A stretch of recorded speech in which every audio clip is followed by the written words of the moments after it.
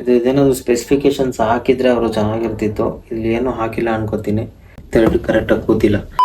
And ಅದರಲ್ಲಿ 2 plates ಬರುತ್ತೆ ಒಂಥರ ಫ್ರಂಟ್ ಅಲ್ಲಿ, ಅದೊಂಥರ ಲುಕ್ ಚೆನ್ನಾಗಿದೆ. ಆ ಪ್ಲೇಟ್ಸ್ ಮಾತ್ರ ನಾವು ಕಸ್ಟಮೈಸ್ ಕಲರ್ಸ್ ತಗೋಬಹುದು. ಅಷ್ಟೊಂದು ಚೆನ್ನಾಗಿಲ್ಲ ಅಂತಾನೆ ರಿಪ್ಲೈ ಆಗ್ತಿದೆ. ಮೋಟೋ ಟಾರ್ಕ್ ಅವ್ರದ್ದು ಒಂದು ಹ್ಯಾಂಡಲ್ ಬಾರ್ ಚೆನ್ನಾಗಿದೆ ಅಂತ.